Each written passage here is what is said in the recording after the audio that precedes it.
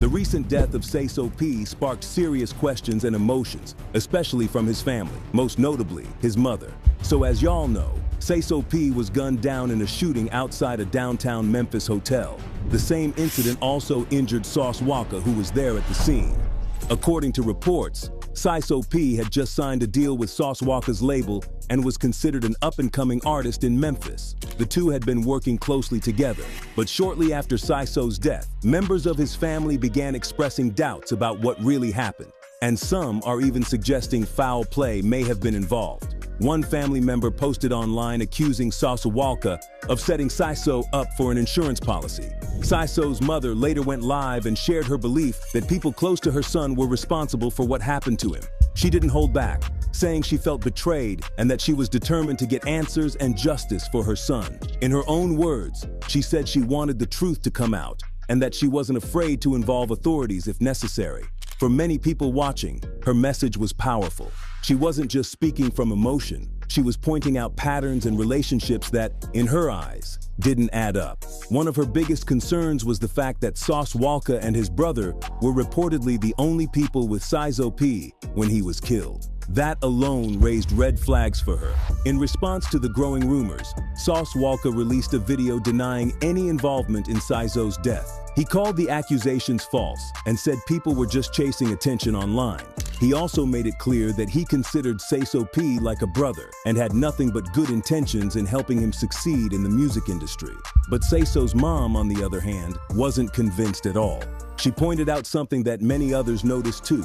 In Sauce Walka's first interview after the shooting, he gave shout-outs to people in groups in Memphis who were known enemies of Sayso P and his circle, including CEO Jizzle. You know what I'm saying? I got in the streets all over here that love CEO Jizzle, just a bunch of different gangsters just all around the city. That really struck a nerve with the family. To them, it felt like disrespect, or worse, a sign that there might have been some kind of betrayal or deeper motive. To give more context, Sauce Walka was previously close with CEO Jizzle before he started working with Sayso P. But CEO Jizzle and Big 30, who is one of Sayso P's closest friends, are known to be rivals. So when Sayso's mom mentioned a triple cross in her video, that back door don't swing one way. That triple cross don't roll one way. Some believe she was referring to this change in loyalty, suggesting that Sauce might have switched sides again, and possibly at Sayso's expense. All of this to say, the situation is complicated. There's still an ongoing investigation, and the facts aren't all out yet. However, what's clear is that Sayso's mom is heartbroken and wants accountability. Despite being from a tough background, she's been vocal about not seeking revenge through violence. She wants real justice and answers. It's also been reported that one of the shooters has already been killed in Houston, while another suspect is still on the run.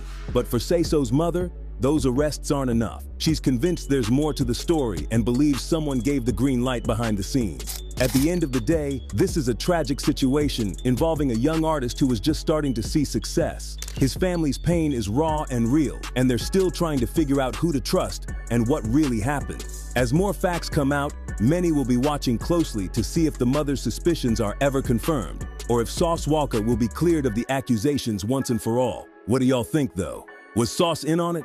Let us know about it. This Rico situation with Luce Cannon just went from bad to worse. Word on the street is, Luce might be tied to another unsolved. And this ain't no old rumor either. We're talking new receipts, new witnesses, and new pressure. And all of it is starting to make sense when you piece together how things been playing out these last few months.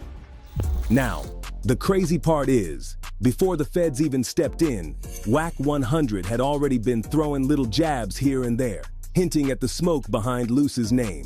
Folks thought he was just being messy, but now, that mess might be looking like a full-blown case file. Luce felt some type of way after Whack reposted something involving his wife. From Luce's side, that was a foul move. Whack, he saw it as another excuse, like Luce was just looking for a way out the same way he allegedly dipped on Big U. Whack didn't clap back though. He let it ride, just sitting back, watching the whole thing unfold to see if Luce would really take it there. But before anything could really pop off, boom, Luce gets picked up by the feds. Not even a full day after the podcast dropped, he was already locked up. Whack took that as a green light. No more playing cool, no more being quiet. Dude was all in. From that point on, Luce was fair game.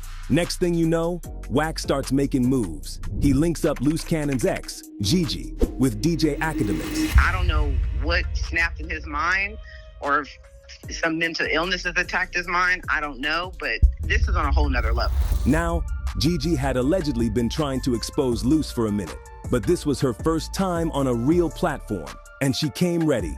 She aired out all kinds of dirty laundry, talking about how Luce was involved in robberies and street hits, all while he's sitting in jail on federal charges for, you guessed it, those same things. But Wack didn't say none of it himself. He just gave her the mic and let her go off. Gigi even said she'd talk to law enforcement if they came knocking. Apparently, Luce tried to throw her under the bus once and even told on her to the cops. She ain't forget that.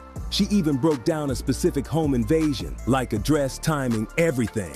So now we got Wack playing long game chess. He'd been lining this up for over a year, and now it's all clicking into place. Then Wack really leaned in. On the Adam and Wack show, he dropped screenshots, texts between him, Luce, and Luce's people. In those messages, it looked like Luce was trying to work something out from behind bars. Wack even shared convos about Luce allegedly blaming Big U for trying to line him up for a murder charge. There was also talk about a video, a security cam clip that could clear Luce's name. His girl hit Wack up saying Big U was framing him and that this footage was the key. Wack said he tracked it down and sent it back to the fam. They were hyped like it was solid proof, but after a minute, Wack started peeping game. Like, why they needin' this footage so bad? Was this about proving innocence or flipping the narrative? Even Luce's people were asking Wack questions like, yo, do you really think Big U set him up? And when Wack confirmed it, they hit him with the real one. Would he testify if it came down to that? That's when it became clear this whole thing ain't just beef, it's strategy. Wack ain't just trying to embarrass Luce online. He's trying to take him out the game completely. Courtroom, internet, streets, he moving on every level. And the fact that all this dropped right after Luce tried to publicly separate from Wack, yeah, it's not giving coincidence. It's giving checkmate. What do you think of this entire situation? And do you think Luce has any real friends on the outside? Let us know about it down below.